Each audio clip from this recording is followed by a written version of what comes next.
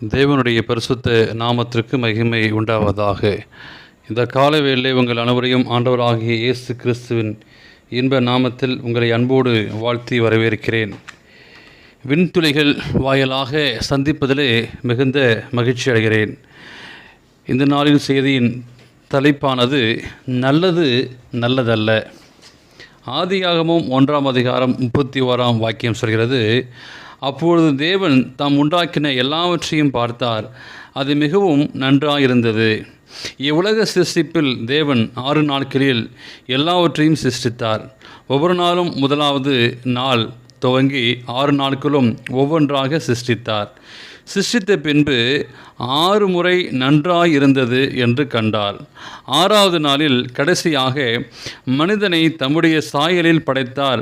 படைத்த பின்பு தாம் சிருஷ்டித்த மனிதனையும் மற்ற எல்லாவற்றையும் கண்டு மிகவும் நன்றாயிருந்து என்று கண்டார். மொத்தம் 7 முறை நம்முடைய சிருஷ்டிப்பில் தேவன் நல்லது என்றும் மிகவும் நல்லது என்றும் கண்டார். ஏன் 7 என்பது பரிபூரணம் என்பதை குறிக்கிறது.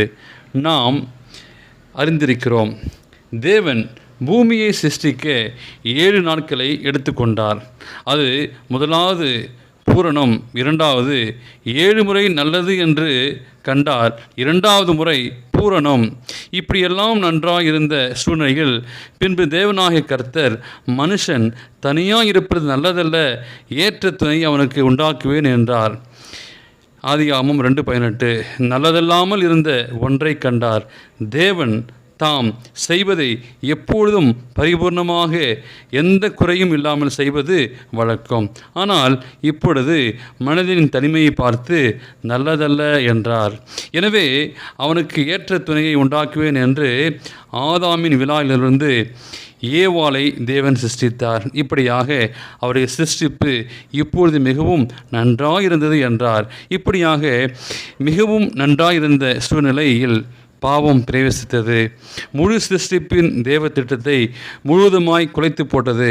மனிதனை விழியில் இருந்து மீட்கப்பட வேண்டுமானால் இயேசு கிறிஸ்து தன்னையே ஒப்புக் கொடுக்க வேண்டும்.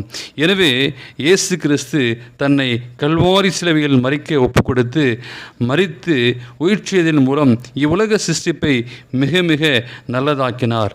தன்னை மரணத்திற்கு ஒப்புக் கொடுத்து நமக்கு இரட்சிப்பை தந்திருக்கிறார். எனவே தேவ பிள்ளைகளே, இந்த நாளின் செய்தியை கேட்ட நீங்கள் ஆண்டவருக்கு நல்ல பிள்ளையாய் நடந்து கொள்வோம்.